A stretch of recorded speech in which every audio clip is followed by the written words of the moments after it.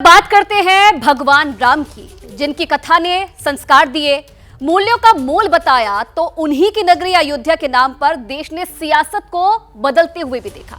अब बारी एक और बदलाव की है। 22 जनवरी को अयोध्या के भव्य मंदिर में रामलला की प्राण प्रतिष्ठा होगी। इसका इंतजार पूरे देश को है, लेकिन इस बीच राम मंदिर के नाम पर राजनीति उबाल पर है और इसकी वजह है मध्य प्रदेश में लगाया गया एक होर्डिंग, जिसे लेकर बीजेपी और कांग्रेस एक दूसरे पर हमला पर है।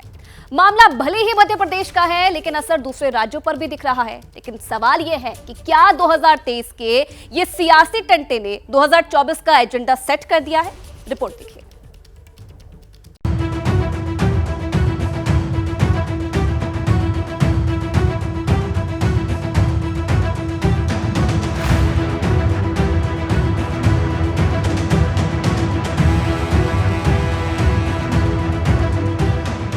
तो ऐसे ही राम मंदिर की बात कर रहे हैं जैसे ये भारतीय जनता पार्टी का मंदिर है। राम मंदिर हमारे देश का मंदिर है, हमारे सनातन धर्म का बहुत बड़ा चिन्ह है।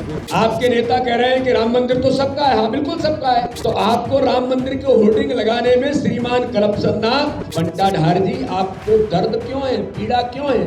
भगवान सिर्फ एक पार्टी तक सीमित रह गए हैं क्या?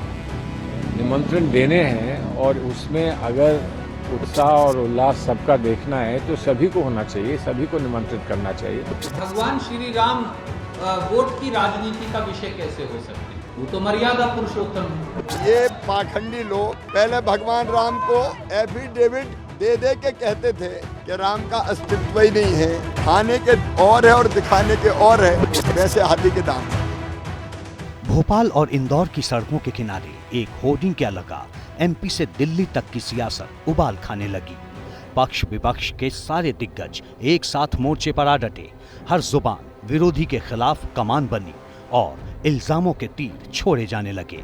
कांग्रेस तो शिकायती चिट्ठी लेकर दनदनाती हुई सीधा चुनाव आयोग के दफ्तर पहुंच गई।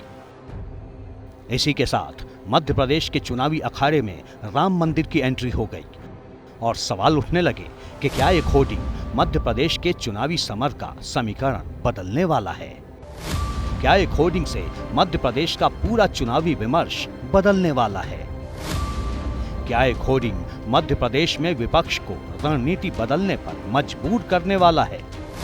क्या बीजेपी ने 2023 के चुनाव में 2024 का एजेंडा सेट कर दिया है? इन सवालों का जवाब समझना मुश्किल नहीं है, क्योंकि भोपाल और इंदौर जैसे शहरों में लगा ये होर्डिंग बीजेपी की रणनीति का वो हिस्सा है जिसकी गांठ कांग्रेस पिछले 30 सालों से नहीं तलाश पाई है। यही बात कांग्रेस को परेशान कर रही है। इसीलिए आगे बढ़ने से पहले इसे ध्यान से देख लेना जरूरी है। इस पोस्टर पर अयोध्या में बनाए जा रहे राम मंदिर के मॉडल की तस्वीर है। प्रधानमंत्री नरेंद्र मोदी की फोटो है, कमल का निशान है। साथ ही बीजेपी के राष्ट्रीय अध्यक्ष जेपी नड्डा और मध्य प्रदेश के मुख्यमंत्री शिवराज सिंह चौहान के साथ पार्टी के तमाम दिग्गजों की तस्वीरें हैं। देख सकते हैं भोपाल में ये होर्डिंग लगे हैं, भव्य राम मंदिर बनकर हो रहा है तैयार। फिर इस बार भाजपा सरकार इन बैनर पोस्टरों को लेकर मध्य प्रदेश में राजनीति की सरगर्मी तेज हो गई है। लेकिन जो मध्य प्रदेश में विधानसभा चुनाव है, इससे पहले श्री राम मंदिर की एंट्री होती हुई दिखाई दे रही है। मध्य प्रदेश बीजेपी की तरफ से लगवाए गए इस होर्डिंग पर सबसे मोटे अक्षरों में लिखा है, भव्य राम मंदिर बनकर हो रहा तैयार, फिर इस बार भाजपा सरकार। इसी एक लाइन से कांग्रेस तिलमिला उठी। चुनाव आयोग में उसने जो शिकायती चिट्ठी दी है, उसके तीसरे पैराग्राफ का लब्बो-लुआब है कि बीजेपी इस तरह के पोस्टर लगवाकर राम मंदिर निर्माण का क्रेडिट लेना चाहती है। इधर राम मंदिर वाले होर्डिंग पोस्टर के खिलाफ कांग्रेस की चिट्ठी चुनाव आयोग के दफ्तर पहुंची। उधर कांग्रेस के नेताओं को सीजनल हिंदू बताती रही बीजेपी जनता के सामने पहुंच गई।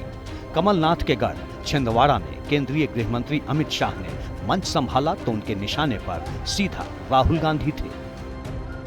इस बार मध्य प्रदेश ने 3 दिवालियां मनानी है। एक तो दीपावली आप मनाओगे तो एक दीपावली हो गई।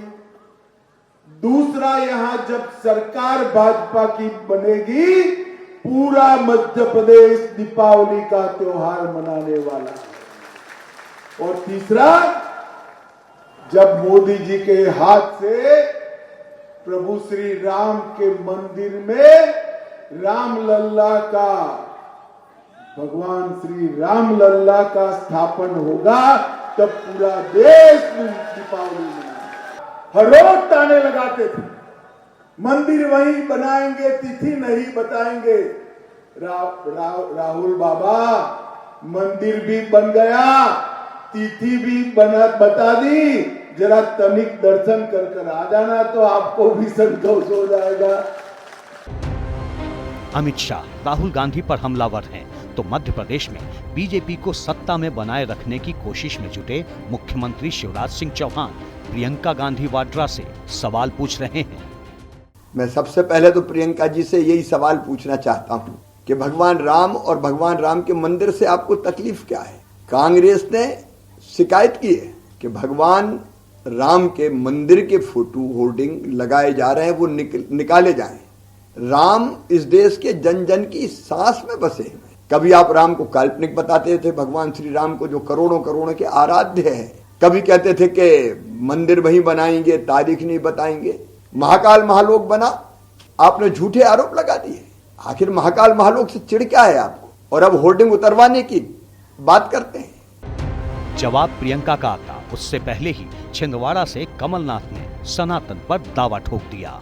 ये तो ऐसे ही राम मंदिर की बात कर रहे हैं जैसे ये भारतीय जनता पार्टी का मंदिर हो। राम मंदिर हमारे देश का मंदिर है, हमारे सनातन धर्म का एक बहुत बड़ा चिन्ह है। ये उसी मध्य प्रदेश की चुनावी तस्वीर है जिसमें मुकाबला कांटे का बताया जा रहा है। कांग्रेस ने अपना पूरा पोल प्लान बीजेपी के खिलाफ एंटी इनकम्बेंसी फैक्टर को ध्यान में रखकर तैयार किया है। उसे लगता है कि बीजेपी के खिलाफ सत्ता विरोधी लहर का फायदा मिल सकता है, लिहाजा उसने विकास, रोजगार, सस्ती बिजली जैसे वादे किए। लेकिन बीजेपी के परंपरागत वोट बैंक में सेंध लगाने की कोशिश भी जारी है। किसी देवनारायण जी के मंदिर में मोदी जी गए और उन्होंने एक बक्सा होता है ना मंदिर का, उसमें लिफाफा डाल दिया। हाँ, फिर उस लिफाफे को 6 महीने के लिए किसी ने खोला नहीं कि मोदी जी ने डाला है। 6 महीनों बाद उन्होंने वो बक्सा खोला तो उस लिफाफे में से क्या निकला? 21 रुपए निकले। तो सबकी उम्मीदें कहां थी और निकला क्या? देश के प्रधानमंत्री इतने बड़े नेता और उन्होंने 21 रुपए का लिफाफा डाल दिया सबके सामने कि लिफाफा तो डल रहा है, उसके अंदर क्या है हमें नहीं मालूम। तो देखिए, मैं तो समझ गई कि ये मोदी जी का लिफाफा खाली है।